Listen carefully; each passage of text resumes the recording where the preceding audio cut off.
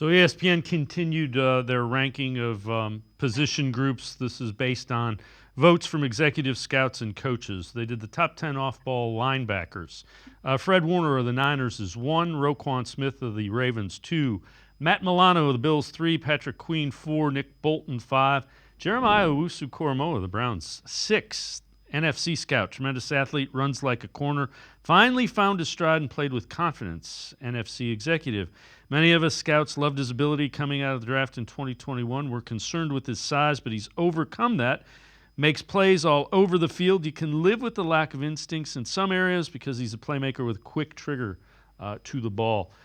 The other thing I would say, remember, end of last year is when it really clicked. So a full year of Jim Schwartz kind of building him up and honing it a little bit.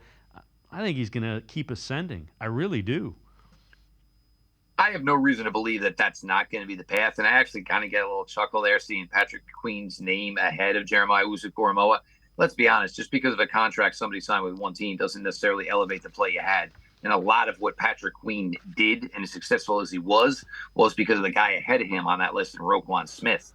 So, for Patrick Queen, let's see you do it, when you're supposed to be the guy, when you're supposed to be the man. Because Patrick Queen was drafted by the Baltimore Ravens to be the man. He wasn't. The Baltimore Ravens then went out and traded for Roquan Smith, which allowed Patrick Queen to be a much more effective player. Jeremiah Owusu-Koramoah has been the best linebacker on the team he's played for his first 3 seasons in the NFL. He is certainly, I like Jordan Hicks. I think he's a great player, but I think he's a more technical savvy player as opposed to where Jeremiah Owusu-Koramoah is your playmaker.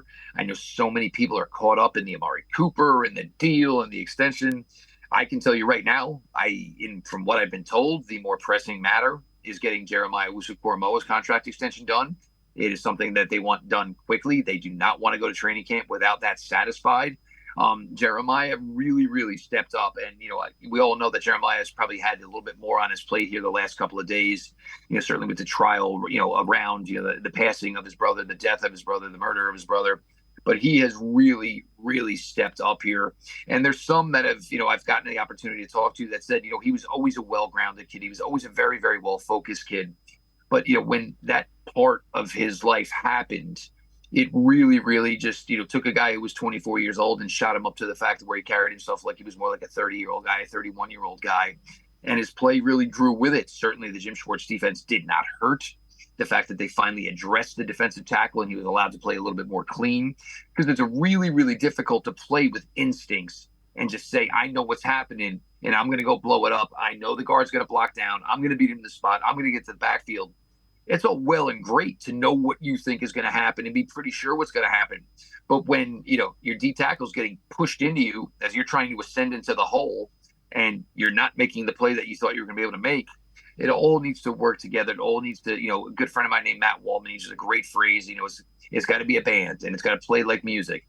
And defense is a huge, huge part of that. Everybody's got to do their job, or one failed misassignment or one guy not doing things technically the way he is supposed to blows up everything for everybody. But last year, you truly got to see the total Jeremiah Owusu-Koramoah experience, totally confident in what he's doing, totally comfortable in his role, and also understanding and accepting that the players he's playing with are going to do their roles as well, which leads to a guy getting 20 tackles for loss last season.